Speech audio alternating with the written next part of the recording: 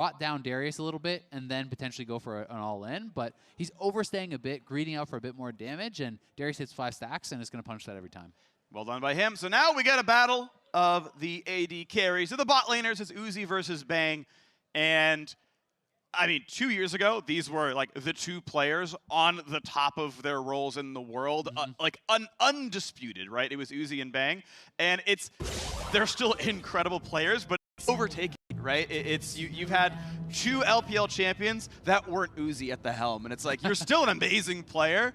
But like as the league moves on and as players get better. They did win MSI. Yeah, I mean, again, incredible players. Bang's got 2 world championships still. Like you can't discount that stuff. We actually but it's interesting to note. Yeah, it is. We talked about this a little bit yesterday, kind of in the caster room. And Bang is probably, if you're just looking at straight up achievements, still probably the most successful AD carry of all time. Yes. Right? You know, the LCK championships, I believe he won MSI, he won 2 world championships. And then Uzi on the other side is the guy that most people would look at as the highest level performance of all time. Maybe the best AD carry of all time. Exactly, right? Yeah. You know, doesn't have as many achievements, but when you look at his individual performances over the years, he's been so incredibly dominant, so famous for his laning phase. You know, people always giving credit to how difficult it is to actually play against this guy in lane. And we are getting to see Varus, which was a real popular pick in the previous format, you know, because Varus could have pressure, could CS well, could pressure the turret.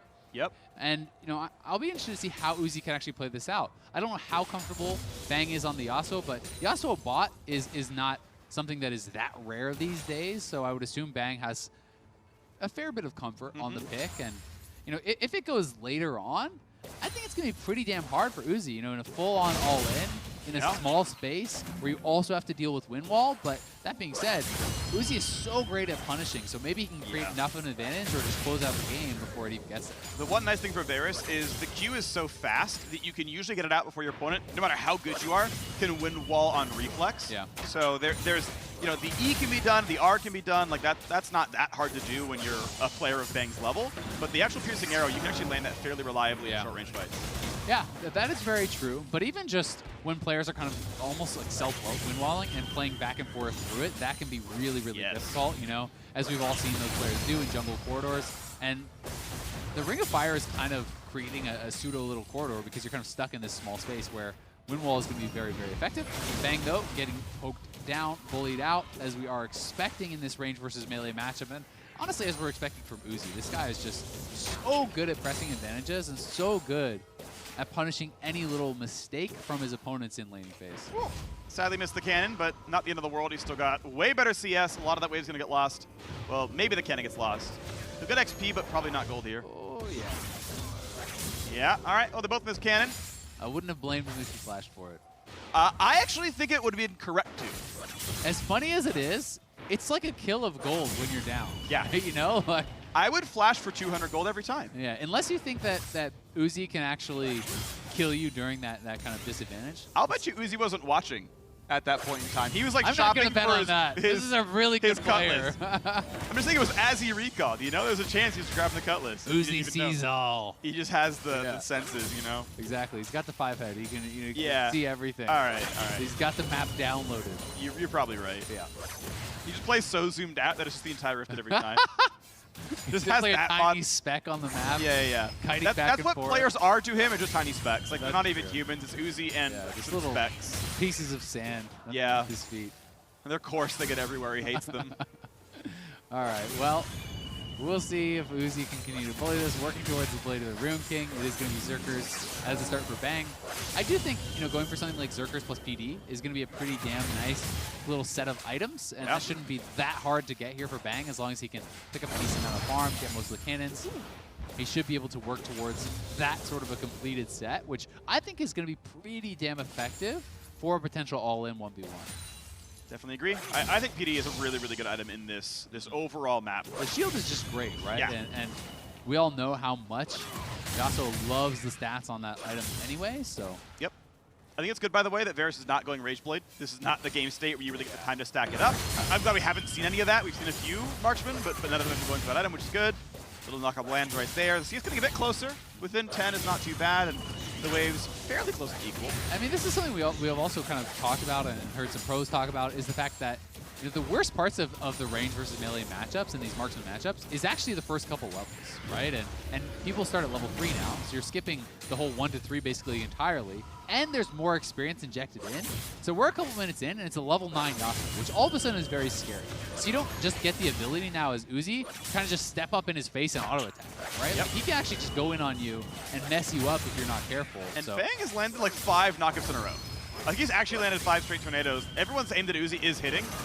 Now, when the all-ins actually happen during the Ring of Fire, he'll probably flash that, but we're going to see, you know, the tornado flash game, right? EQ flash, and Uzi may or may not flash that. Yeah, especially if you're able to kind of do it a little bit tricky. You know, you maybe dash out from the bush with the EQ and then flash it on top of him. Yeah. Those sorts of plays are possible.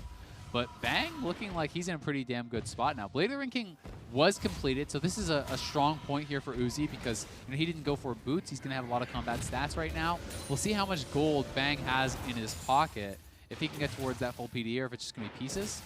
Only 300 gold down now, so honestly not too bad. And when we get a look at that bio, we'll get a better idea of how close. Yep. So full PD, Doran. This is great. Bang is honestly in a really strong spot, I think, at this point.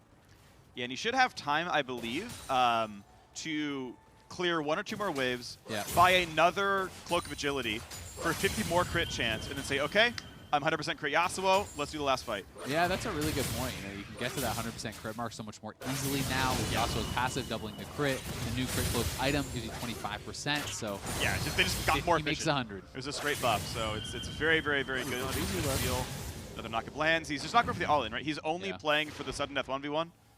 He's down some CS, and if Uzi wasn't going to recall, you could greed this wave out. But because Bang's supposed to recall, Uzi could greed the wave out.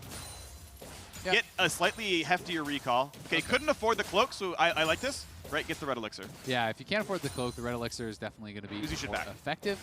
Uzi's going to get a turret play. Is he going to go for 2 and then base? I don't know if he has time to. Bang could potentially stop your recall. Yeah, I think Uzi is not getting... How much gold does Uzi have?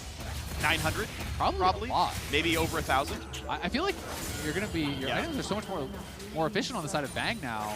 Yeah, he did take a bad trade there. He did for plates when he couldn't recall. It's definitely a misplay. Yeah, because he killed a full wave with a cannon, plus got 2 plates. What if he wins on turret?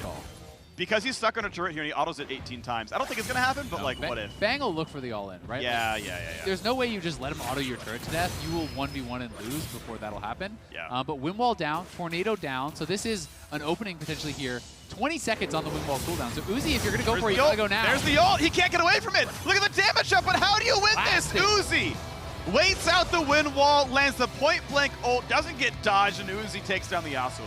Yeah, Bang unable to flash that. The wind wall was down, the tornado was missed.